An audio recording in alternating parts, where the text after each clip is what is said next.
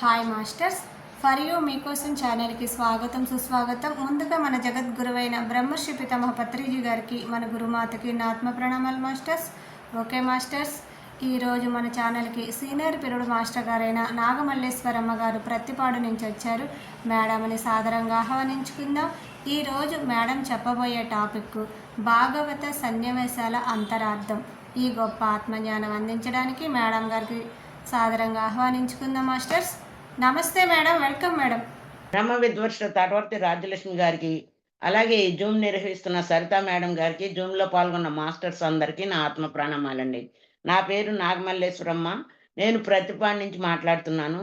ఈరోజు మనం తీసుకున్న టాపిక్ ఏమిటి అంటే భాగవత సన్నివేశాల అంతరార్థం. ఆ బుక్ నుంచి కొన్ని విషయాలు మనం తెలుసుకుందాం. భాగవత సన్నివేశాల అంతరార్థం. ప్రపంచంలో మనం ప్రస్తుతం లోకంలో చూస్తుంటే కృష్ణుడంటే అందరికీ తెలుసు అంటారు. కానీ భాగవతం అంటే తెలీదన్న వాళ్ళు చాలామంది కనపడుతున్నారు. అంటే కృష్ణుని జీవిత చరిత్రే భాగవతము అని చాలామందికి తెలీదు. మరి భాగవతం మహాకావ్యం ద్వారా వ్యాస మహర్షి శ్రీకృష్ణ భగవానుడి జీవితం గురించి, అలాగే జీవితంలో జరిగిన ముఖ్య విషయాల గురించి కొన్ని సన్నివేశాల ద్వారా లోకానికి తెలియజేయటం జరిగింది. అంటే లోకంలో శ్రీకృష్ణ భగవాని జీవితంలో జరిగిన సంఘటనలను మనం సినిమాల రూపంలో, నాటకం రూపంలో, టీవీ సీరియల్స్ రూపంలో చిత్రించుకొని అవి చూసి చాలామంది మనం వినోదిస్తూ ఉంటాం. కానీ కాలక్షేపానికి ఉపయోగించుకుంటున్నారు కానీ, అంతటి మహానుభావుని జీవిత చరిత్ర వినోదంగా చూడటానికి కాదు. వ్యాస మహర్షి లోకానికి వినోదం కోసం ఇవ్వలేదు. శ్రీకృష్ణుని జీవితంలోని ప్రతి సన్నివేశము ద్వారా ఒక సందేశాన్ని మనకు అందించడం జరిగింది. అంటే అందుచేత ప్రతి సన్నివేశాన్ని మనం వినోదాత్మకంగా కాదు, సందేశాత్మకంగా చూడాలి. వినోదానికి ఉపయోగించుకోవటం కాదు. ఆ! ఆ సన్నివేశంలోని అంతరార్థాన్ని తెలుసుకొని, ఆ సందేశాన్ని మనం ఆచరణలో పెట్టుకోవాలి. అప్పుడే ఎవ్వరి జీవితమైనా ధన్యమవుతుంది. అంతేకాదు, భాగవతం అర్థం కావాలన్నా, భాగవతంలోని సన్నివేశాలు అర్థం కావాలన్నా, ముఖ్యంగా శ్రీకృష్ణ భగవానుడు ఎవరో తెలుసుకోవాలి. ఆ సన్నివేశాలు అర్థం కావాలంటే శ్రీకృష్ణుడి గురించి మనం తెలుసుకోవాలి. శ్రీకృష్ణుడి గురించి తెలుసుకోకుండా, అవగాహన లేకుండా భాగవతం ఎప్పటికీ అర్థం కాదు. ముఖ్యంగా శ్రీకృష్ణుడు అనగానే ప్రతి ఒక్కరూ ఆయన రూపాన్ని ఊహించుకుంటారు. ఆ రూపమే శ్రీకృష్ణుడు అనుకుంటారు. కానీ రూపదృష్టితో చూస్తూ, అలాగే భావిస్తూ భాగవతాన్ని చదువుతారు. అందులోని సన్నివేశాలు, సంఘటనలు అలా బాహ్య దృష్టితోనే అర్థం చేసుకోవటానికి వారు ప్రయత్నిస్తూ ఉంటారు. అందుకే అంతా గందరగోళంగా ఉంటుంది. కొన్ని విషయాలు అర్థం కావు. శ్రీకృష్ణుని ప్రవర్తన అర్థం కాదు. కానీ గుర్తుంచుకోండి, శ్రీకృష్ణుడు అంటే కనిపించే అందరూ ఈ కళ్ళతో చూడగలిగే రూపం కాదు. మనం కళ్ళతో చూడగలిగే రూపం కాదు. అంటే దేహం కాదు. ఆయన కనిపించని అనంత శక్తివంతమైన, చావు పుట్టుకలు లేని, అంతటా వ్యాపించి ఉన్న, అందరిలో ఉన్న ఆత్మ అని తెలుసుకోవాలి. ఆయన శ్రీకృష్ణుడంటే ఎవరు? అనంత శక్తివంతమైన, చావు పుట్టుకల లేని, అంతటా వ్యాపించి ఉన్న, అందరిలో ఉన్న ఆత్మ అని తెలుసుకోవాలి. అందుకే భగవద్గీతలో ఏం చెప్పారు? 10వ అధ్యాయం 20వ శ్లోకంలో శ్రీకృష్ణ భగవానుడు ఏం చెప్పారు అంటే, అన్ని గీతలకు వాళ్ళ పేరుందండి. కానీ భగవంతుడి గీతకు భగవంతుడే బోధించాడు కాబట్టి భగవద్గీత అన్నారు. ఆ భగవద్గీతలో శ్రీకృష్ణుడు ఏమన్నాడు? అహమాత్మా గుడాకేశ సర్వభూతాశయ స్థిత అహమాదిత్య మధ్యంత భూతానామంత ఏవచ అన్నాడు. అంటే ఓ అర్జున, నేను ఆత్మను అని కృష్ణుడే చెప్పాడు కదా. మరి అందుచేత ఎవరైతే శ్రీకృష్ణుని రూపదృష్టితో కాకుండా ఆత్మదృష్టితో చూస్తారో వారికి భాగవతమే కాదు, శ్రీకృష్ణుడు బోధించిన భగవద్గీత కూడా చక్కగా అర్థమవుతుంది. అంటే శ్రీకృష్ణ భగవాన్ని మనం ఆత్మగా చూడాలి. ఎందుకంటే శ్రీకృష్ణ భగవానుడు తన గీతలో భగవద్గీతలో తానే చెప్పాడు కదా! నేను ఆత్మగా అన్ని జీవుల శరీరాల్లో ఉన్నానని చెప్పినప్పుడు భగవంతుడిని ఆత్మగా చూడాలి కానీ, మనం ఒక శరీర దృష్టితో, దేహ దృష్టితో చూడకూడదు. మరి ఆత్మ దృష్టి కలగాలన్నా, మనకు ఆత్మస్థితి రావాలన్నా ఎవ్వరైనా తప్పనిసరిగా శ్వాస మీద ధ్యాస పెట్టి ధ్యానం చేయవలసిందే. ధ్యానం చెయ్యకపోతే భాగవతం కానీ, భగవద్గీత గానీ ఎప్పటికీ అర్థం కాదు. అంటే మనం ధ్యానం చేయకుండా ప్రాపంచికంగా ఎన్ని సార్లు భగవద్గీత పారాయణ చేసినా గానీ అంతరార్థాలు తెలుసుకోలేము. అర్థాలు మాత్రమే తెలుసుకుంటారు గానీ, అంతరార్థాలు తెలియవు అని పత్రిజీ గారు చెప్పడం జరిగింది. ఎన్ని సంవత్సరాలు పారాయణ చేసినా ఆహ్, ఆ శ్లోకం యొక్క అంతరార్థం మనం తెలుసుకోలేము. ఇక్కడ శ్రీకృష్ణుడు కారాగారంలో జన్మించటం గురించి తెలుసుకుందాం. కృష్ణ భగవానుడు దేవకీ వసుదేవులకు అష్టమ గర్భంగా కారాగారంలో జన్మించడం జరిగింది. అప్పుడు కారాగార తాళాలు దానంతట అవే తెరుచుకున్నాయి. కావలి వాళ్ళంతా మత్తులోకి జారుకున్నారు. శ్రీకృష్ణుని గంపలో పెట్టుకొని వసుదేవుడు ద్వారకకు తీసుకొని వెళుతుండగా నది రెండుగా చీలిపోయింది. మరి వర్షం వస్తుంటే 7 పడగల పాము తన పడగలను గొడుగులా ఉంచి శ్రీకృష్ణుని వర్షం బారి నుంచి కాపాడింది. అలా శ్రీకృష్ణుని సురక్షితంగా ద్వారకకు చేరుకున్నాడు. అలా శ్రీకృష్ణుడు సురక్షితంగా ద్వారకకు చేరుకున్నాడు. అంటే 7 పడగల పాము గొడుగులా శ్రీకృష్ణుడికి రక్షణ ఇచ్చింది. అంటే వసుదేవుడు తన కార్యాన్ని దిగ్విజయంగా పూర్తి చేశాడు. పూర్తి చేయగలిగాడు అంటే మరి దీని అర్థం తెలుసుకుందాం. ఏమిటి? మరి మరి వాళ్ళు కారాగారంలో కాపలా కాసే వాళ్ళంతా మత్తులోకి ఎందుకు వెళ్ళిపోయారు? ఆ నది 2 పాయలుగా ఎందుకు చీలిపోయింది? అలాగే కృష్ణుడికి 7 పడగల పాము గొడుగులా ఎందుకు పట్టింది? అనేది మనం దీనికి అర్థం తెలుసుకుందాం. అసలు శ్రీకృష్ణుని జన్మకు కారణమేమిటి? అంటే ఆయన లోకంలో ధర్మాన్ని స్థాపించడానికి భూమి మీదకు అవతరించాడు. శ్రీకృష్ణుడు ధర్మాన్ని స్థాపించటానికి భూమి మీద అవతరించాడు. అలాంటి మహత్తర కార్యం కోసం ఆయన జన్మించాడు కాబట్టి సమస్త ప్రకృతిలోని దేవతలు ఆయనకు సహకరించారు. కనిపించని ఒక దేవత తాళాలు తెరవగా మరొక దేవత కావలి వాళ్ళను నిద్రలోకి జారేటట్లు చేసింది. అలాగే ప్రకృతిలో భాగమైన యమునా నది రెండుగా చీలిపోయి దారి ఇచ్చింది. వర్షం కారణంగా మరొక దేవత 7 పడగల పాము రూపంలో గొడుగు పట్టి ఆయనకు రక్షణ కల్పించింది. అలా వసుదేవుని కార్యం నిర్విఘ్నంగా పూర్తి అయ్యింది. మరి ఈ సన్నివేశం నుంచి మనం తెలుసుకోవాల్సిన సందేశం ఏమిటి అంటే, ఈ సన్నివేశం ద్వారా మనం రోజూ సాధన చేస్తున్నాము. మరి జ్ఞానాన్ని పొందుతున్నాం. మరి సాధకుడు ఈ సన్నివేశం ద్వారా మరి ఏమి తెలుసుకోవాలి అంటే, మనం ఎవరైతే ధర్మాన్ని రక్షిస్తారో, అంటే ధర్మాన్ని రక్షిస్తూ ధర్మాచరణ చేస్తారో, ధర్మాన్ని రక్షించటానికి కృషి చేస్తారో, అలా లోక కళ్యాణకరమైన పనులు చేస్తారో, వారికి ప్రకృతిలోని దేవతలు సదా సహకరిస్తారు, రక్షిస్తూ ఉంటారు. అన్ని రకాలుగా వారికి సాయం చేస్తారని ఈ సన్నివేశంలో అంతరార్థం.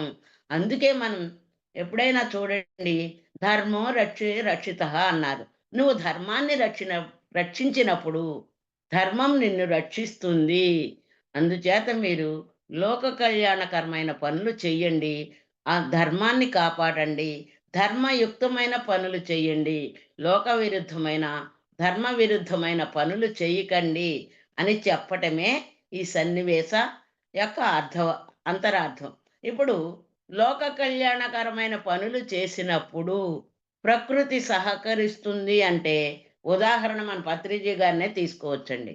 ఆయన ఏం చేశారు, బెంగుళూరులో వ్యాలీ మొదలుపెట్టినప్పుడు ఆయన కనీసం రూపాయి కూడా చేతిలో లేకుండా అంత పెద్ద ప్రాజెక్ట్ ప్రారంభిస్తే అందరూ సహకరించి దిగ్విజయంగా ఆ ప్రాజెక్టు పూర్తయిందండి. అంటే లోక కళ్యాణం కోసం ఎవరైతే ధర్మాన్ని స్థాపిస్తారో, ధర్మయుక్తమైన పనులు చేస్తారో వారికి ప్రకృతి దేవతలు సహకరిస్తారని మనం అర్థం చేసుకోవచ్చు.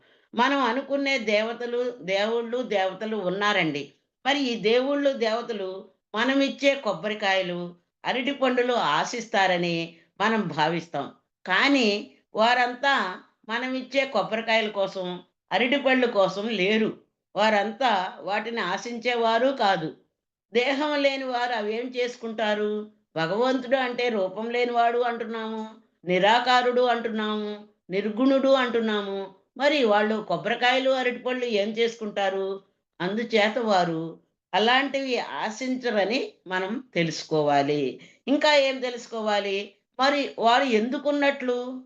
అంటే ఎవరైతే లోక కళ్యాణకరమైన పనులు చేస్తారో, లోకాల్ని లోకంలో ధర్మాన్ని కాపాడే ప్రయత్నం చేస్తారో, వారందరికీ సదా సాయం చేయటానికే ఉన్నారు.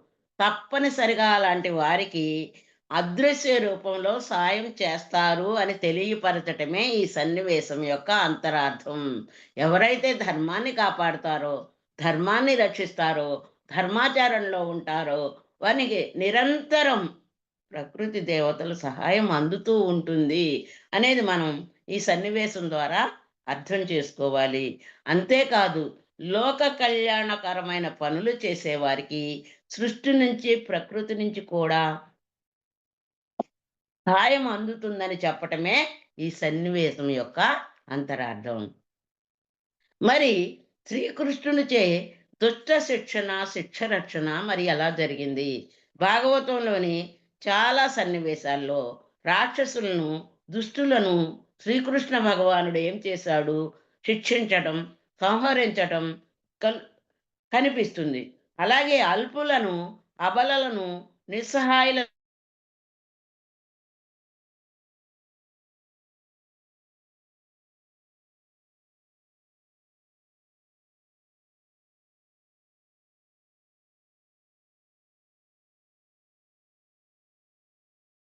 కూడదు.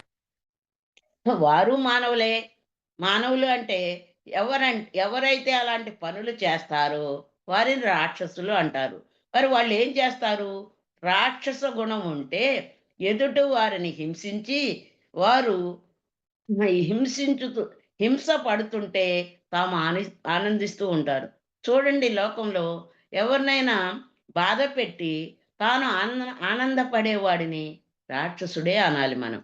అంటే ఎదుటివారి హింసలో ఆనందాన్ని పొందేవారిని రాక్షసులు అంటారు. మరి వారినే ప్రస్తుతం మనం శాడిస్టులు అని కూడా అంటారు. అంటే ఇతరుల విషాదంతో వినోదించే వారంతా రాక్షసులే. అంతేకాదు, రాక్షసులకు రక్త మాంసాలంటే చాలా ఇష్టం. మాంసాహారం అంటే రాక్షసులు చాలా ఇష్టపడతారు. భాగవతంలోని సన్నివేశాల ద్వారా దేవుడు రాక్షసులను శిక్షిస్తాడని, అంతేకాదు ఒక్కొక్కసారి సంహరించి కఠినంగా శిక్షిస్తాడని మనం తెలుసుకోవచ్చు. అంటే ఎవరైతే అమాయకము అమాయకపు మూగ జంతువులను క్రూరంగా హింసించి చంపుతారో, అలాగే వాటి మాంసం తిని హింసకు కారకులవుతారో అటువంటి వారు మనం భ- భగవంతునిచే కఠినంగా శిక్షింపబడతారని చెప్పటమే శ్రీకృష్ణుడు రాక్షసులను సంహరించే సన్నివేశాలన్నిటికీ అర్థం. అంటే ఇతర జీవులను చంపి మాంసాహారంగా భుజించి, అంటే అలాంటి వారిని భగవంతుడు కఠినంగా శిక్షిస్తాడని ఈ సన్నివేశం అంతరార్థం. కృష్ణుడు దుష్టులను శిక్షిస్తాడు అంటే ఈ సన్నివేశానికి అంతరార్థం. కానీ లోకంలోని మానవులకున్న మూఢనమ్మకం ఏమిటి అంటే, తాను ఎలా జీవించినా, ఏది చేసినా పర్వాలేదు, శ్రీకృష్ణ భగవాన్ని బొమ్మ పెట్టి పూజిస్తే, భజనలు చేస్తే చాలు, ఆయన రక్షిస్తాడు అని భావిస్తారు. బొమ్మ పెట్టుకొని పూజలు చేస్తూ, కొబ్బరికాయలు కొడుతూ, అరటిపళ్ళు పెడుతూ, అలాగే భజనలు చేస్తూ మనల్ని ఏది చేసినా భగవంతుడు రక్షిస్తాడు అనుకుంటారు. అందుకే ఇంటి దగ్గర జీవహింస చేస్తారు. గుడికి వెళ్ళి పూజలు చేస్తారు. కానీ భగవత సన్నివేశాలను బట్టి ఇలాంటి వారిని రక్షింపబడరు, శిక్షింపబడతారు అని తెలియజెప్పటమే రాక్షసులను శిక్షించే సన్నివేశానికి అంతరార్థము. అలాగే రాక్షసులు ఎన్నో మాయా రూపములో శ్రీకృష్ణ భగవానుడు వారిని కనిపెట్టి సంహరించటానికి కూడా, అంటే ఎన్నో మాయా రూపంలో రాక్షసులు శ్రీకృష్ణుడి దగ్గరకు వచ్చినప్పుడు వారిని కనిపెట్టి సంహరించటం కూడా మనం ఆ సన్నివేశాల్లో చూస్తున్నాం. మరి ఆయన పూతన, శకటాసురుడు లాంటి రాక్షసులు మారు వేషంలో, మాయా రూపాల్లో శ్రీకృష్ణుడి వారిని కనిపెట్టి మా మారు వేషాల్లో అంటే మాయా రూపాల్లో వచ్చిన పూతన మాయా రూపంలో వచ్చింది. అలాగే ఆ! అలాగే శ్రీ శకటాసురుడు కూడా మాయా రూపంలోనే వచ్చాడు.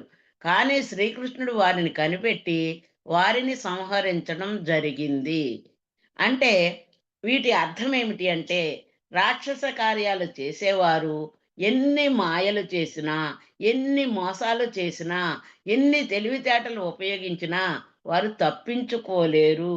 అంటే మోసం ఎక్కడ ప్రాపంచిక జీవితంలో పక్కవారు కనిపెట్టలేకపోయినా, భగవంతుడు నిరంతరం మనం చేసే మోసాల్ని, మనం చేసే అధర్మమైన పనుల్ని, అలాగే మనం చేసే మాయల్ని, అలాగే రాక్షస కార్యాల్ని అనుక్షణం గమనిస్తూనే ఉంటాడు. ఎన్ని తెలివితేటలు ఉపయోగించినా వారు మాత్రం తప్పించుకోలేరు. వారంతా భగవంతునికి శిక్షకు పాత్రులు కావలసిందే అని తెలియజెప్పటమే ఈ సన్నివేశం యొక్క అంతరార్థం. అంటే మాయారూపంలో వచ్చిన వాడిని శ్రీకృష్ణుడు ఎలా సంహరించాడో, మనం కూడా మాయతో గాని, ఎవరినైనా గాని భగవంతుడు తెలియదనుకుంటూ ఎవరిని హింసించినా, ఎవరిని బాధపెట్టినా శిక్షకు పాత్రులు కావాల్సిందే అని ఈ సన్నివేశం యొక్క అంతరార్థము. మరి దీనిని బట్టి ఇంటి దగ్గర హింస చేసి భక్తుల్లా వేషం వేసుకొని గుడికి వచ్చిన భగవంతుడు కనిపెట్టగలడని తెలుసుకోవాలి. ఇంటి దగ్గర హింస చేసి మాంసాహారం భుజించి భక్తుల్లా మనం గుడికి వెళ్ళి భజనలు చేసి, పూజలు చేసి, అరటిపళ్ళు, కొబ్బరికాయలు ఇస్తే భగవంతుడు మన మనల్ని కనిపెట్టగలడు అని తెలుసుకోవాలి. ఆయన నుంచి తప్పించుకోలేరని కూడా తెలుసుకోవాలి.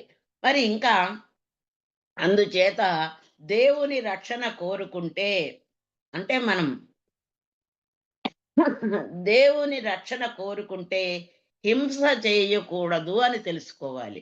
నీకు భగవంతుడంటే ఇష్టం అంటున్నావు. మరి భగవంతుణ్ణి చెప్పింది చేయాలి కదా! అంటే భగవంతుడు నీ రక్షణ, అందుచేత దేవుని నువ్వు రక్షణ కోరుకుంటే, నన్ను రక్షించు స్వామి, నన్ను కాపాడు స్వామి, నాథరక్షక అని నువ్వు కోరుకుంటున్నావు. మరి కోరుకున్నప్పుడు హింస చేయకూడదని తెలుసుకోవాలి. అందుచేత ఎవరైనా ఈ లోకంలో బలహీనమైన వారిని కానీ, తెలివి తక్కువ వారిని కానీ, అధికారం లేని వారిని కానీ, నిస్సహాయులైన వారిని కానీ, ఆఖరుకు ఏమీ చేయలేని జంతువులనైనా కానీ హింసించిన, కష్టపెట్టిన, నష్టపరిచిన, బాధించిన వారు శిక్షింపబడతారనే ఈ సన్నివేశం యొక్క అంతరార్థము.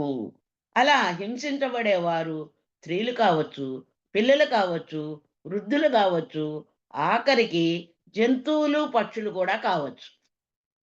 కారణం అన్ని భగవంతుడి సృష్టిలోని భగవంతుని రూపాలే కనుక. అన్ని జీవుల్లో ఆత్మగా ఉన్నాను అని భగవంతుడు చెప్పినప్పుడు, శ్రీకృష్ణ భగవానుడు చెప్పినప్పుడు అన్నీ భగవంతుని రూపాలే కదా! దీనిని బట్టి మనం ఎవరిని బాధించకూడదు, వేటిని హింసించకూడదు, రాక్షసుల్లా ప్రవర్తించకూడదు, దుష్ట కార్యాలు చేయకూడదు అని తెలుసుకోవాలి. అది తెలుసుకోకుండా సృష్టి విరుద్ధమైన పనులు చేస్తే వాటి ఫలితం అనుభవించవలసి వస్తుందని, చివరకు కష్ట నష్టాలకు గురి కావలసి వస్తుందన్నదే ఈ సన్నివేశంలోని అంతరార్థం. అలాగే ఈ సృష్టిలో మంచివారు, సన్మార్గులు ఎప్పుడు రక్షించబడతారండి. మంచివారు ఉంటారు, సన్మార్గులు ఉంటారు, ధర్మాచరణలో ఉన్నవారు ఉంటారు, సత్యంలో జీవించేవారు ఉంటారు. మరి చాలా మందికి తమకు ఎవరి వలనైనా హాని జరిగితే మాకు అన్యాయం జరిగింది అని వాపోతూ ఉంటారు. ఒక్కొక్కసారి దైవాన్ని కూడా నిందిస్తూ ఉంటారు. కొంతమందికి నష్టాలు జరుగుతూ ఉంటాయి. అప్పుడు మాకు ఎవరి వలనో నష్టం జరిగింది అని భగవంతుణ్ణి నిందిస్తూ ఉంటారు. అంటే వీరి వలన నాకు కష్టం వచ్చింది. వీరి వలన నాకు నష్టం, ధనం నష్టమైంది అని భగవంతుని నిందిస్తూ ఉంటారు. కానీ ఈ సృష్టిలో సన్మార్గులు, ధర్మయుక్తంగా జీవించేవారు రక్షింపబడతారని భాగవతంలోని ఎన్నో సన్నివేశాల ద్వారా మనకు తెలుసుకోవచ్చు. అందుచేత ఎవరైనా సరే దుష్టత్వాన్ని, రాక్షసత్వాన్ని వదలాలి. సన్మార్గాన్ని, ధర్మ మార్గాన్ని అనుసరించాలి అని తెలియజెప్పటమే ఈ సన్నివేశం యొక్క సందేశం. మరి అంతేకాదు, రక్షించేవారు లేరు, మాకు రక్షణ లేది అనుకోవలసిన పని లేదు. మమ్మల్ని ఎవరు రక్షిస్తారు? మమ్మల్ని ఎవరు ఆదుకుంటారు? అని అనుకోవలసిన పని లేదు. అంటే ఈ సృష్టిలో శిష్టులు అంటే మంచివారు. మంచివారు ఎప్పుడూ బడతారు. పురాణ గాథల నుంచి మనం చూస్తున్నాము. అంటే మొదట్లో వారు కష్టాలు పడినప్పటికీ, తరువాత వాళ్ళు తప్పనిసరిగా రక్షింపబడతారు అనే ఎన్నో పురాణ గాథల ద్వారా మనం తెలుసుకున్నాము. దుష్టులు ఎప్పుడూ ఖచ్చితంగా శిక్షింపబడతారని శ్రీకృష్ణ భగవానుడు భగవద్గీతలో ఈ శ్లోకం ద్వారా చాలా స్పష్టంగా చెప్పారు. అంటే పరిత్రాణాయ సాధూనాం వినాశాయ స్మృతాం ధర్మ సంస్థాపనార్థాయ సంభవామి యుగే యుగే అని భగవద్గీతలో శ్రీకృష్ణ భగవానుడు వివరించడం జరిగింది. అంటే సాధువులను రక్షించటానికి, దుష్టులను శిక్షించటానికి, అలా చేస్తూ లోకంలో ధర్మాన్ని స్థాపించటానికి మధ్య మధ్యలో నేను అవతరిస్తాను అని చక్కగా కృష్ణ భగవానుడు వివరించడం జరిగిందండి. దీనిని బట్టి మనం రక్షింపబడేది పూజలు, ఆరాధనల వల్ల కాదు. మనం ప్రవర్తనే మనల్ని రక్షిస్తుంది అని తెలుసుకోవాలి. మరి చాలామంది నేను ఎన్నో పూజలు చేస్తానండి, ఎన్నో స్తోత్రాలు చదువుతానండి, యజ్ఞ యాగాదులు చేస్తానండి అని చెబుతుంటారు. కానీ వాటిల వలన పుణ్యఫలం వస్తే రావచ్చు గానీ మోక్షం గాని, ముక్తి గాని రాదు. ఎందువలన ఇక్కడేం చెబుతున్నారు? దీనిని బట్టి రక్షించేది ఎవరు? అంతరార్థం ఏం చెప్తుంది? శ్రీకృష్ణ భగవ శ్రీకృష్ణ భగవానుడు భాగవత సన్నివేశం ద్వారా మనం అంతరార్థం ఏం తెలుసుకోవాలి అంటే, రక్షించేది పూజలు చేసినా, భజనలు చేసినా, యజ్ఞయాగాదులు చేసినా నీకు నీ ప్రవర్తనే నిన్ను రక్షిస్తుంది అన్నారు. వాటిల వలన నువ్వు రక్షించబడటల్లా. నువ్వు ధర్మంగా జీవిస్తున్నావా? నువ్వు సత్యాన్ని లో ఉన్నావా? సత్యాన్ని ఆశ్రయిస్తున్నావా? బలహీనులను హింసిస్తూ, జంతువులను భక్షిస్తూ, రాక్షసంగా ప్రవర్తిస్తే ఎవరైనా దేవునిచే శిక్షింపబడతారు. అంటే కష్టాల పాలవుతారు. ఈ సన్నివేశంలోని అంతరార్థం. మరి దుష్టులను దుష్టులను శిక్షిస్తాడు, శిష్టులను రక్షిస్తాడు అని ఈ సన్నివేశం ద్వారా మనం తెలుసుకున్నాం. అంటే వాళ్ళు ఎన్ని మాయలు చేసినా, ఎన్ని అధర్మమైన పనులు చేసినా భగవంతుడికి తెలియదులే. నేను పూజలు చేస్తున్నాను, హుండీలో ఎంతో ధనం వేస్తున్నాను, నేను మొక్కుకున్నాను అంటూ హుండీల్లో ఎంతో ధనాన్నేస్తారు. ఎన్నో పూజలు చేస్తూ ఉంటారు. ఎన్నో యజ్ఞయాగాదులు చేస్తూ ఉంటారు. ఎన్ని చేసినప్పటికీ నువ్వు చేసిన మోసం భగవంతుడికి తెలుసు. నువ్వు జంతువులను హింసించింది, భక్షించింది భగవంతుడికి తెలీదా? నీ వెన్నంటే, నీ నీడల నీలోనే ఉన్న భగవంతుడు ప్రతి క్షణం నిన్ను గమనిస్తూనే ఉన్నాడు. ప్రతి క్షణం గమనించటం అంటే, నేను నన్ను గమనించేవాడు లేడు అనుకుంటున్నాము. గమనించేవాడు లేకపోవటం కాదు, నీలోనే ఉండి ప్రతి క్షణం గమనిస్తున్నాడు అనేది మనం అర్థం చేసుకోవాలి. అంటే నేను చేసే పని నేను జీవుల్ని హింసించినా, మాంసాన్ని భక్షించినా ఎవ్వరికీ తెలీదు అనుకుంటూ నువ్వు ఇంట్లో మాంసాన్ని భక్షిస్తూ గుడికి వెళ్లి పూజలు చేస్తున్నావు, అభిషేకాలు చేస్తున్నావు.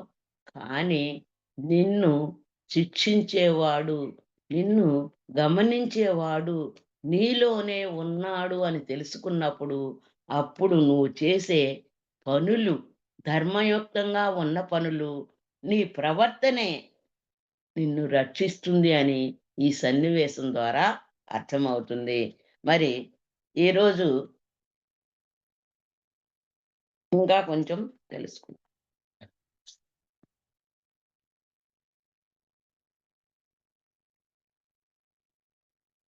అంటే మనం ఈ సన్నివేశాల ద్వారా ఈరోజు తెలుసుకున్నది ఏమిటి అంటే, మనం లోకానికి గాని, లోక కళ్యాణకరమైన పనులు చేసినప్పుడు ప్రకృతి దేవతలు సదా మనకు సహాయం చేస్తారు అనేది మనం అర్థం. ఈరోజు మనం తెలుసుకున్న సన్నివేశాల్లో అంతరార్థం. అంటే నువ్వు ఎప్పుడైతే ధర్మంగా ప్రవర్తించి, లోకం కోసం అంటే మనం ఇప్పుడున్నాం. అందరికీ ధ్యానం చెప్తున్నాం. అంటే ధ్యానం చెప్పి పత్రిజీ గారు ఇచ్చిన జ్ఞానాన్ని ఆయన ఒక్కటే చెప్పి వదిలేయలేదండి. ఏం చెప్పారు పత్రిజీ గారు?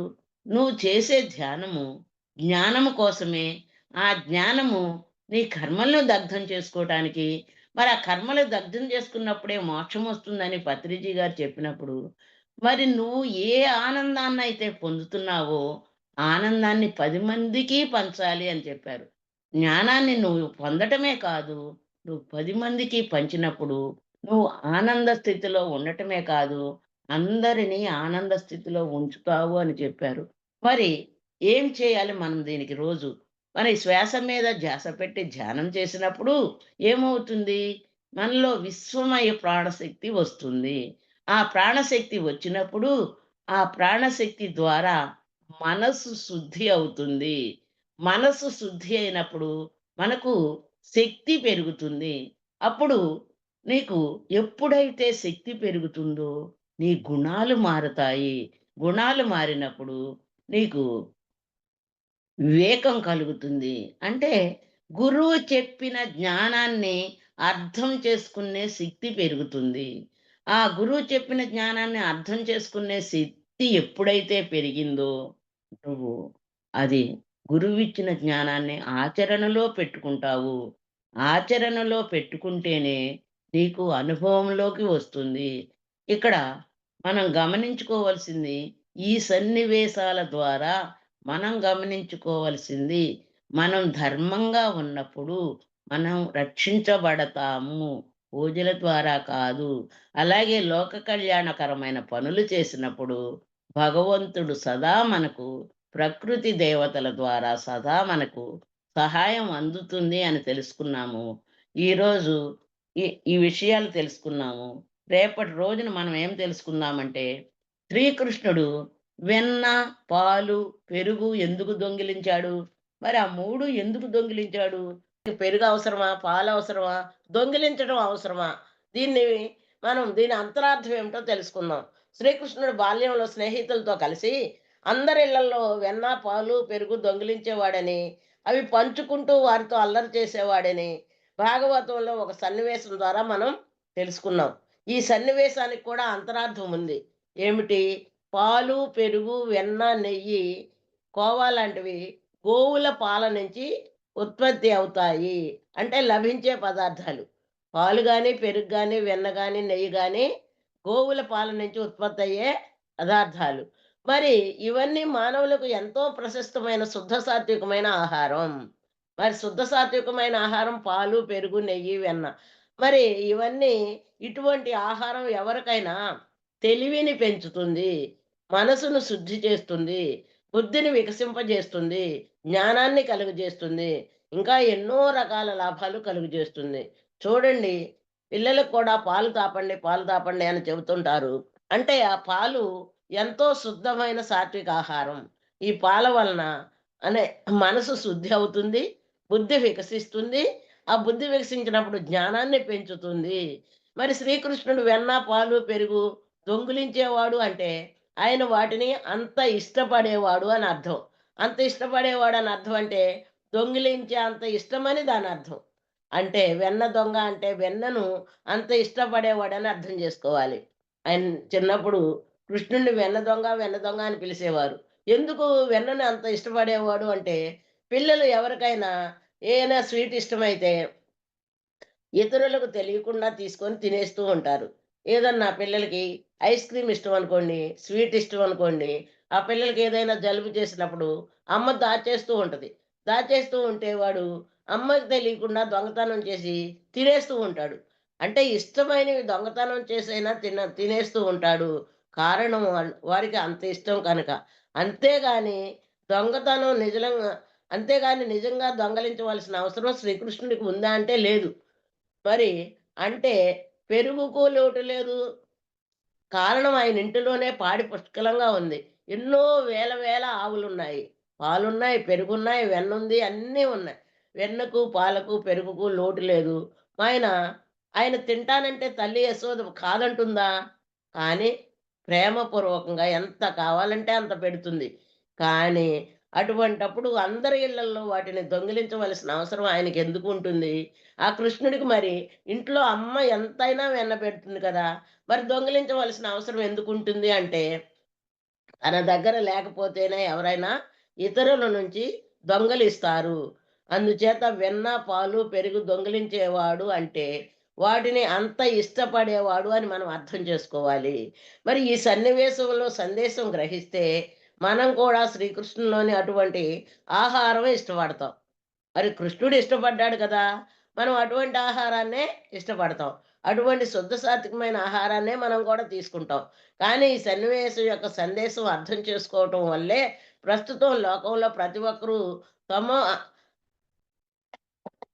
అంటే లోకంలో ఈ సన్నివేశం అంతరార్థం అర్థం చేసుకోలేదు కాబట్టి, అర్థం చేసుకోలుగా లేదు కాబట్టే ప్రస్తుతం ప్రతి ఒక్కరూ తమోగుణ ప్రధానమైన, రజోగుణ ప్రధానమైన ఆహారాలు అంటే తామసిక, రాజసిక ఆహారాలు తీసుకుంటున్నారు, ఇష్టపడుతున్నారు.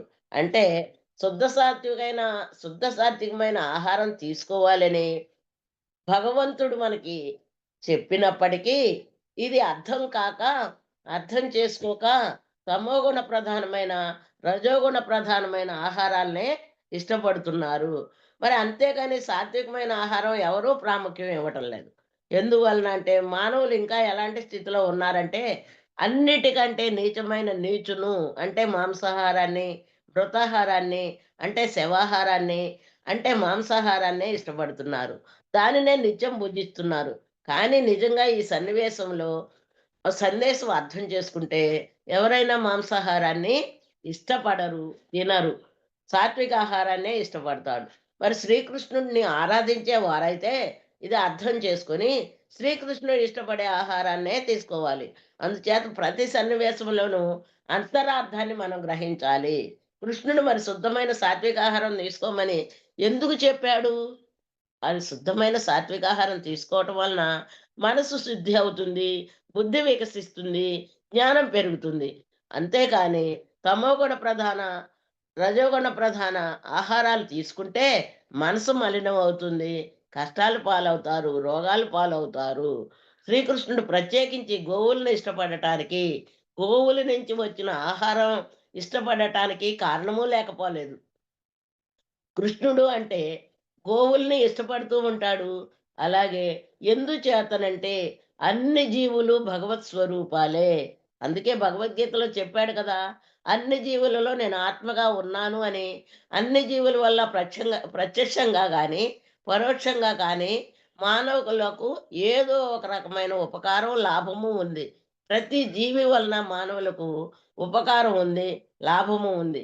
కానీ అన్నిటికంటే గోవుకు ఒక ప్రత్యేక స్థానం ఉంది. అందుకే హిందువులు గోవును ఆరాధిస్తూ ఉంటారు. మరి దైవంతో సమానంగా పూజిస్తారు.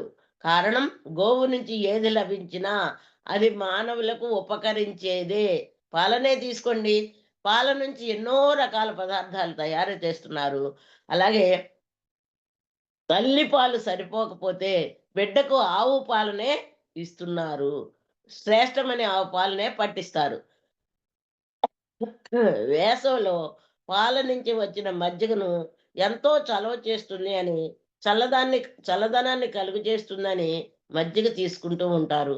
అంతేకాదు, గోమూత్రంతో ఎన్నో ఔషధ గుణాలు ఉన్నాయి. ఆవు పేడ కూడా కళ్ళాపు జల్లుకుంటారు. శుభ్రంగా ఉంచడం కోసం ఇంటినే అలుకుతూ ఉంటారు. మరి పిడకలు చేసి వంట చెరుకుగా కూడా ఉపయోగించుకుంటారు. అలా ఆవు మనకు ఎంత మనం ఎంత మేత పెట్టినా అన్నీ ఉపయోగపడేదే ఇస్తుంది. ఆవుకి మనం మేత పెడుతున్నాం. కానీ అది ఎన్ని ఉపయోగపడేవి ఇస్తుంది? అసలు వ్యర్థమైనదే ఉండదు. ఇక ఏ జంతువుని చూసినా ఎంతో కొంత ఏదో ఒకటి వ్యర్థం ఉంటుంది, కానీ గోవు విషయంలో అలా కాదు. అందుచేత గోవు అంత గొప్పది.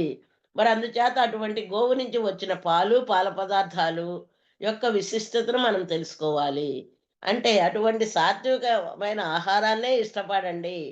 శుద్ధ సాత్వికమైన శాకాహారాన్ని తీసుకోండి. మాంసాహారాన్ని మానండి. ఇదే ఈ సన్నివేశం యొక్క అంతరార్థం.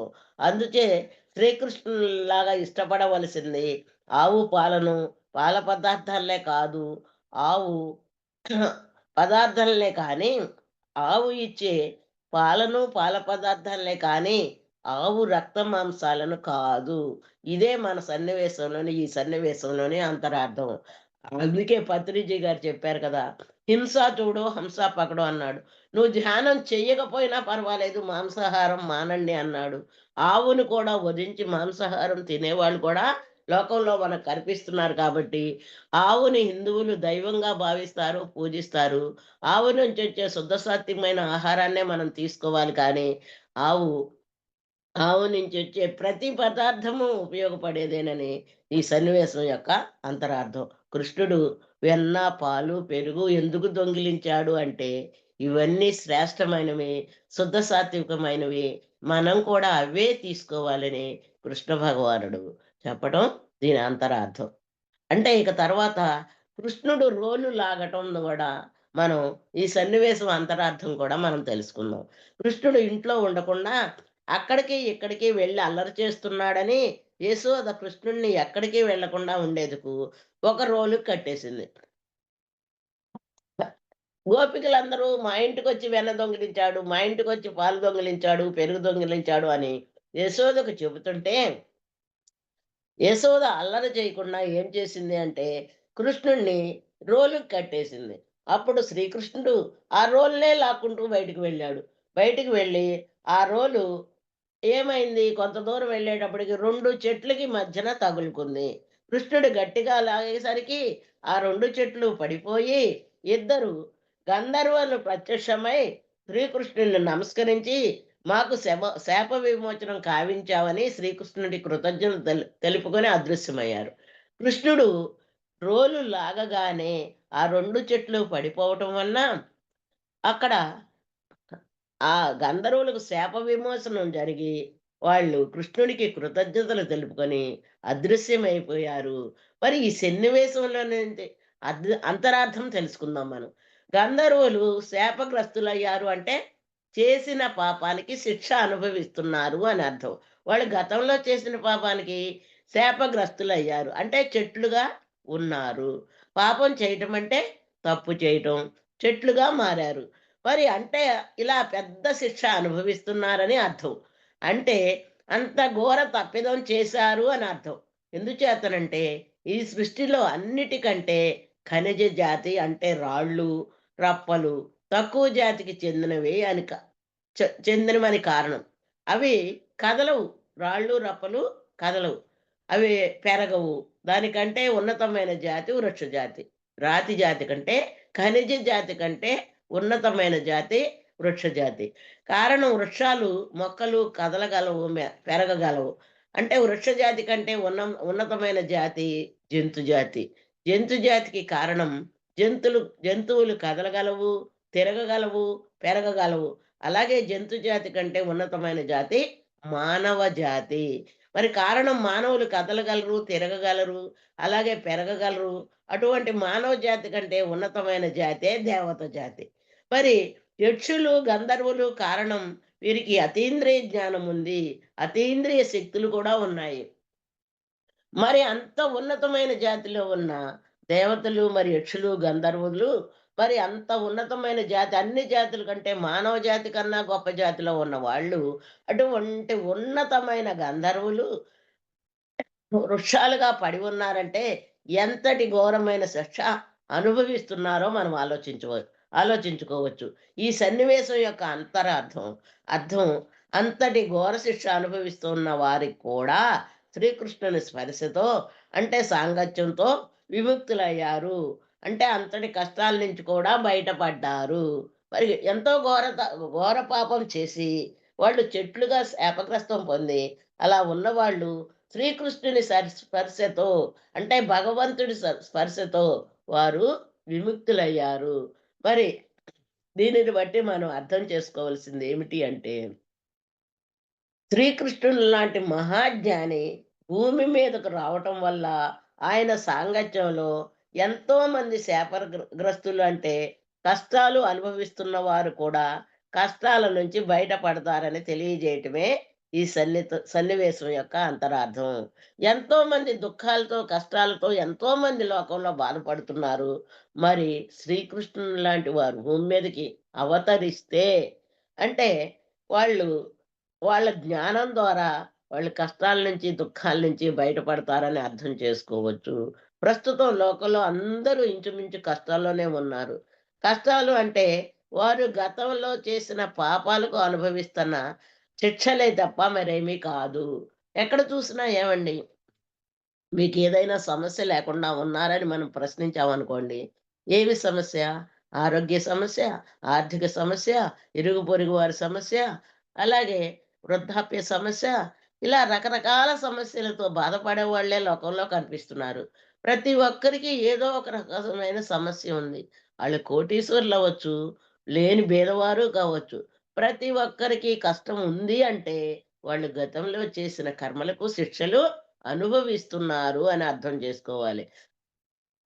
కొంతమందికి చిన్న శిక్షలుంటాయి. కొంతమందికి పెద్ద శిక్షలు, కఠినమైన శిక్షలు ఉంటాయి. అంటే కొంతమంది భరించగలిగిన కష్టాలు, మరి కొంతమంది భరించలేని కష్టాలు అనుభవిస్తున్నారు. అలా కష్టాలు అనుభవించే వారికి విముక్తి కలిగించటానికే ఇంతటి మహాజ్ఞాని యోగీశ్వరుడైన శ్రీకృష్ణుడు భూమి మీద అవతరించాడు. అంత గొప్ప జ్ఞాని ఎందుకు అవతరించాడు అంటే, ఈ కష్టాల్లో ఉన్న వారిని విముక్తి కలిగించటానికే. ఆయన వల్ల, ఆయన సాంగత్యంలో కష్టాలు అనుభవించేవారు ఎంతోమంది కష్టాల నుంచి అవుతారు. అంటే బయటపడతారని తెలియజెప్పే సన్నివేశమే ఇది. ఈ సన్నివేశాన్నట్టి బట్టి మనం అర్థం చేసుకోవాల్సింది, అంతటి మహాజ్ఞాని సాంగత్యం చేసిన వారెవరైనా సరే కష్టాల నుంచి బయటపడతారని తెలుసుకోవాలి. మరి అంతటి మహానుభావుని సాంగత్యం ప్రస్తుతకు మనం సాధ్యం కాదు. కారణం, ప్రస్తుతం ఆయన భూమి మీద లేరు కదా! మరి కృష్ణుడు ఇప్పుడు భూమి మీద ఉన్నాడా? ఆయన లేడు. మరి లేనప్పుడు మన కస్ మన మరి మన కష్టాల నుంచి ఎలా బయటపడగలమనే సందేహం మనకు రావచ్చు. కానీ శ్రీకృష్ణుని ప్రత్యక్ష సాంగత్యం లేకపోయినా, ఆయన పరోక్ష సాంగత్యం చేసే అవకాశం మనం పొంది, ఎందుచేతనంటే ఆయన అపారమైన జ్ఞానం భగవద్గీత ద్వారా మనకు అందించాడు. అంటే మానవులు దుఃఖం నుంచి బయటపడటానికి, చేసిన పాపాల నుంచి విముక్తులవ్వటానికి చక్కని మార్గాన్ని భగవద్గీత ద్వారా కృష్ణుడు బోధించారు. ఆ జ్ఞాన మార్గాన్ని అర్థం చేసుకొని ఆచరించిన వారెవరైనా సరే దేవతలలాగే శాప విముక్తులవుతారు. మరి ఆ భగవద్గీతను చదివి, ఆ భగవద్గీతలో బోధించిన జ్ఞానాన్ని ఎవరైతే అర్థం చేసుకొని ఆచరిస్తారో వారు ఆ గంధర్వులలాగా శాప విముక్తులవుతారు అని ఈ సన్నివేశం అంతరార్థం. అంటే కష్టాల నుంచి బయటపడతారని, ఎంతటి ఘోరమైన కష్టాలు అనుభవిస్తున్న వారైనా సరే వాటి నుంచి విముక్తులవుతారని చెప్పడమే ఈ సన్నివేశం యొక్క అంతరార్థం. మరి అక్కడ కనిపించే సన్నివేశం ప్రత్యక్ష సాంగత్యం. కానీ ఆయన గీతా సందేశాన్ని ఆచరించినట్లయితే ప్రత్యక్ష సా సా సాంగత్యానికి అవకాశం లేకపోయినా శ్రీకృష్ణునితో పరోక్ష సాంగత్యం చేసినట్టే అవుతుంది. మనం గీతలో బోధించిన దాన్ని అర్థం చేసుకొని ఆచరించినట్టయితే కృష్ణుడితో పరోక్ష సాంగత్యాన్ని మనం ఆచరించిన వాళ్ళమే అవుతుంది. శ్రీకృష్ణుని సాంగత్యంతో శాప విమోచనం అయ్యింది అంటే శిక్ష నుంచి పడటం అనే అర్థం. శాప విమోచనం అయిందంటే శిక్ష నుంచి బయటపడడం అనే అర్థం. మరి అంటే కష్టాల నుంచి బయటపడటమే దీని అంతరార్థం. అందుచేత అద్భుతమైన శ్రీకృష్ణ భగవానుని గీతా బోధ అర్థం చేసుకొని ఆచరించండి. మీరు కూడా కష్టాల నుంచి విముక్తి పొందుతారు అని ఈ సన్నివేశంలోని అంతరార్థం.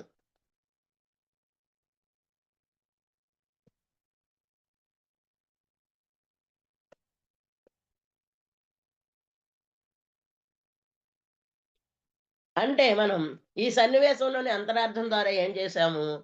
మనకిప్పుడు లోకంలో ఎంతో మంది కష్టాలతో, బాధలతో అనుభవిస్తున్నారు కాబట్టి, అనుభవించినప్పుడు ఏంటి, పత్రిజీ గారు భూమి మీదకు వచ్చి, "ఈ దుఃఖానికి కారణం నువ్వు చేసిన కర్మలే. ఆ కర్మలు నువ్వు అనుభవిస్తున్నావు కాబట్టి, ఆ కర్మల నుంచి" అంటే అక్కడ కృష్ణుడు శాప విమోచనం గంధర్వులకు చేస్తే, ఇక్కడ భూమి మీద పత్రిజీ గారు శ్వాస మీద ధ్యాస అనే ధ్యానం ద్వారా ఈ శాప విమోచనం మనకు చేసినట్టే. అంటే ఎంతో మంది ఈ లోకంలో ఎంతో మంది దుఃఖపడుతున్నారు.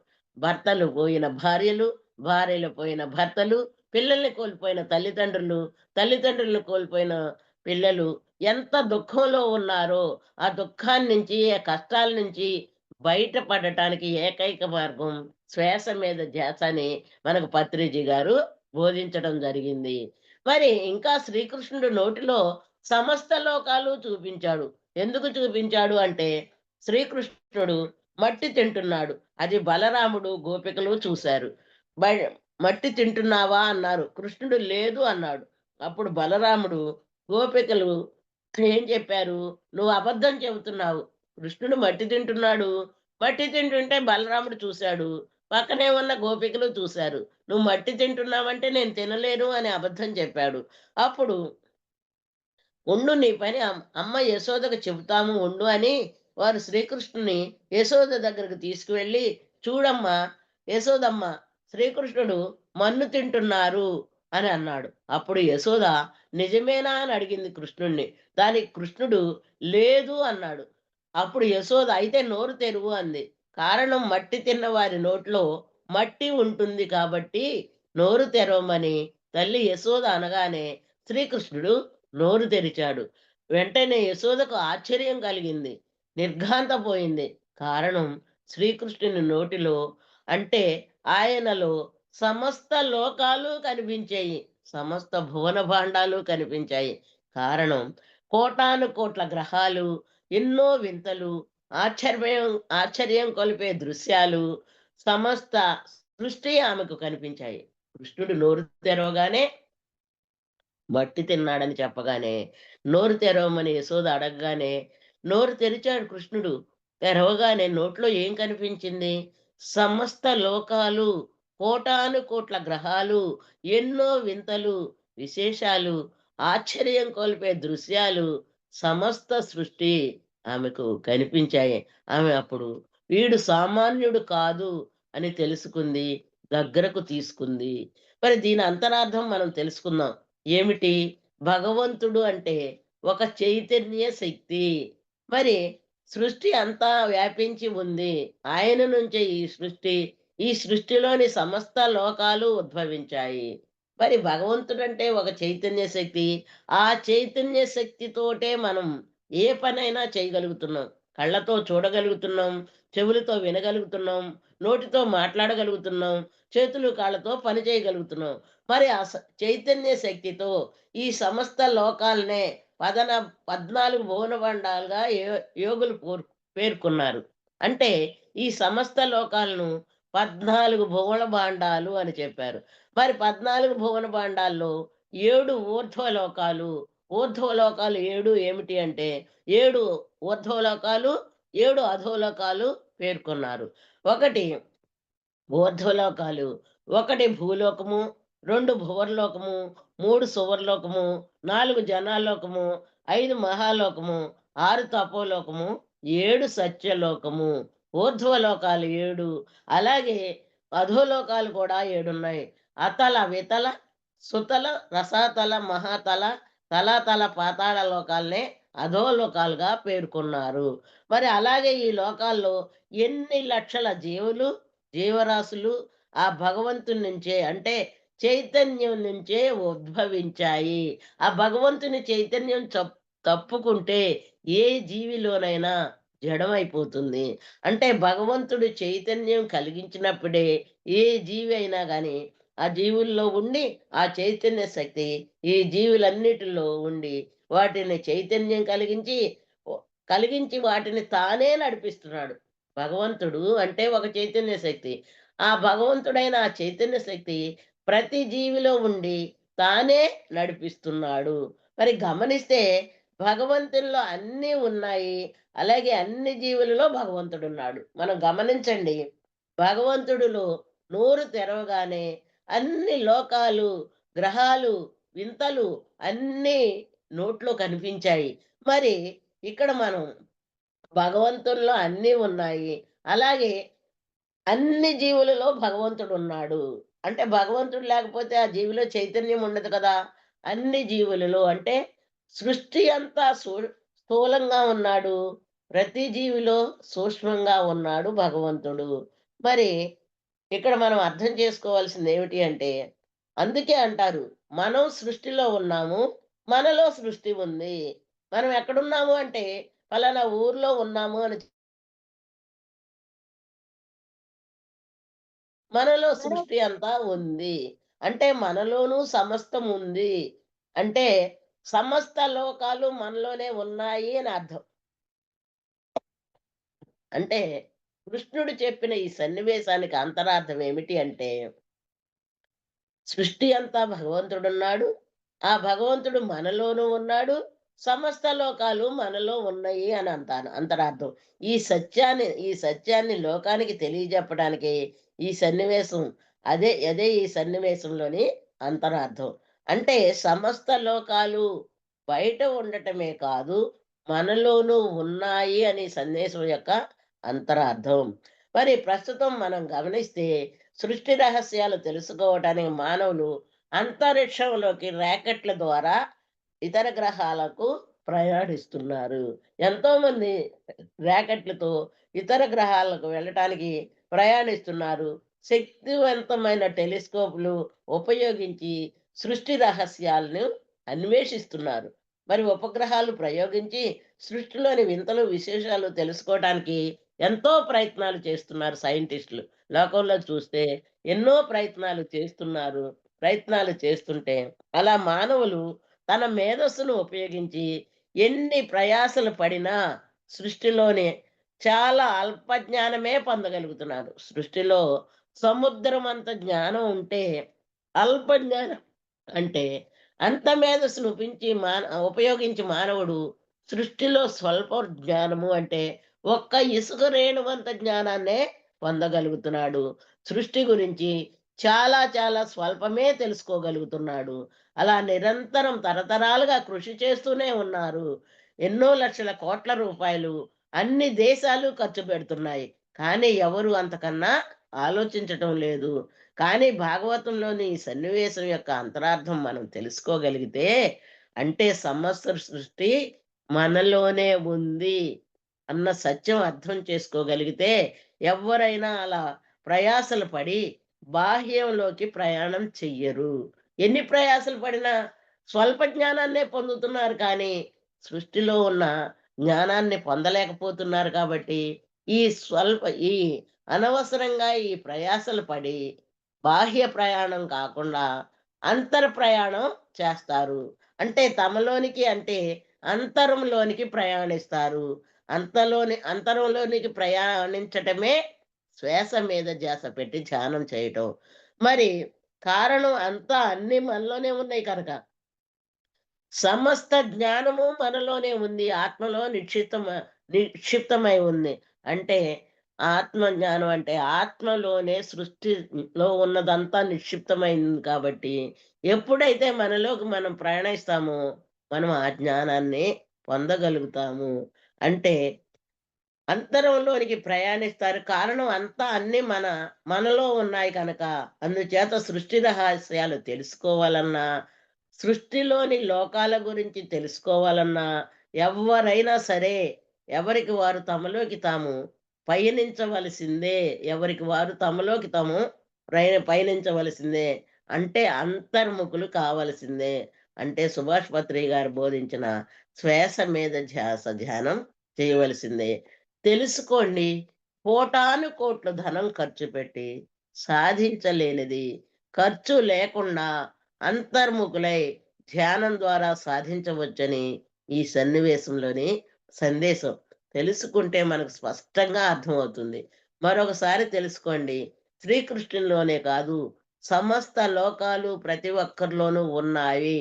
అదే ఈ సన్నివేశం యొక్క అంతరార్థం. అంటే మనలో లేనిదంటూ ఏమీ లేదు. మనలోకి వెడితే అంటే ధ్యానం చేస్తే తెలుసుకోలేనిదంటూ ఉండదు అన్నదే ఈ సన్నివేశం యొక్క సందేశం. అందుకే యోగులంతా ధ్యానం చేసి సృష్టి రహస్యాలు తెలుసుకున్నారు.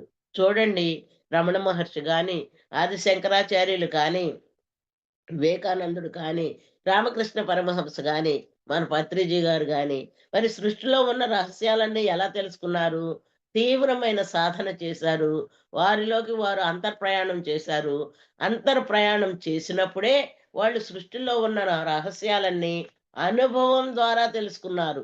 అనుభవం ద్వారా ఎలా తెలుసుకున్నారు అంటే, వాళ్ళు లోనకి ప్రయాణించినప్పుడే అర్థమైంది. మనం ఈరోజు ఈ క్లాస్ ద్వారా తెలుసుకుంది అంటే ఏమిటి అంటే, కృష్ణుడు వెన్న, పాలు ఎందుకు దొంగిలించాడు అంటే, శుద్ధమైన సాత్వికాహారం మనం తీసుకున్నప్పుడు మనకి మనసు శుద్ధి అయ్యి, బుద్ధి వికసించి జ్ఞానాన్ని పెంచుకుంటాము. అందుకే మనం శుద్ధమైన సాత్వికాహారం తీసుకోవాలని దాని అంతరార్థము. వెన్న, పాలు, నెయ్యి తీసుకోవాలని అంతరార్థం. తమోగుణ, రజోగుణ ప్రధానమైన మాంసాహారము, తామసిక, రాజసిక ఆహారాలు తీసుకోకూడదు అని ఈ సన్నివేశం అంతరార్థం.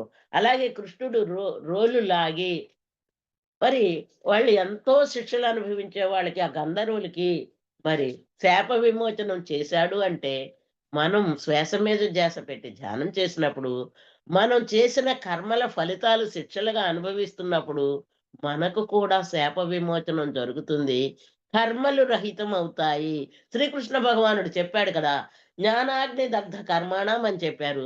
ఎప్పుడైతే నువ్వు శ్వాస మీద ధ్యాస పెట్టి ధ్యానం చేసి అంతర్ముఖంలోకి వెళ్ళినప్పుడు, నీ జ్ఞానం అగ్నిలా ప్రజ్వరిల్లినప్పుడు నీ కర్మలన్నీ దగ్ధమవుతాయి. అంటే నీ శిక్షలన్నీ తొలగిపోతాయి. నువ్వు అప్పుడు నీ కర్మలు రహితం చేసుకోగలుగుతావు అని దాని అంతరార్థం. మరి నోటిలో సమస్త లోకాలు చూపించాడు శ్రీకృష్ణుడు అంటే, సృష్టి అంతా నీలోనే ఉంది. సృష్టి అంతా స్థూలంగా భగవంతుడున్నాడు. నీలో కూడా సూక్ష్మంగా ఉన్నాడు. సృష్టిలో ఉన్న సమస్త లోకాలు 14 భువనభాండాలు నీలో ఉన్నాయి అని దీని అంతరార్థం. అంటే మనలోనే సమస్త జ్ఞానము ఆత్మలో ఉంది కాబట్టి, మనం ఆ జ్ఞానం పొందాలి అంటే మనం శ్వాస మీద ధ్యాస పెట్టి అంతర్ముఖం అవ్వాలి. మరి ఈ సన్నివేశాల ద్వారా ఈరోజు మనం తెలుసుకున్నది అదే అని గ్రహించాలి. రోజు శ్వాస మీద ధ్యాస పెట్టి ధ్యానం చేయాలి, సాంగత్యం చేయాలి, స్వాధ్యాయం చేయాలి. ఈ అద్భుతమైన అవకాశం ఇచ్చిన కడవర్తి రాఘవరావు గారికి, రాజ్యలక్ష్మి అమ్మకు, అలాగే పత్రిజీ గారికి, సరిత మేడంకు ధన్యవాదాలు. Thank you madam. Thank you. Thank you. Thank you madam. Thank you so much madam. For you మీకోసం మన ఛానల్కి వచ్చి ఎంతో గొప్ప ఆత్మజ్ఞానం అందించారు మేడం. Thank you madam.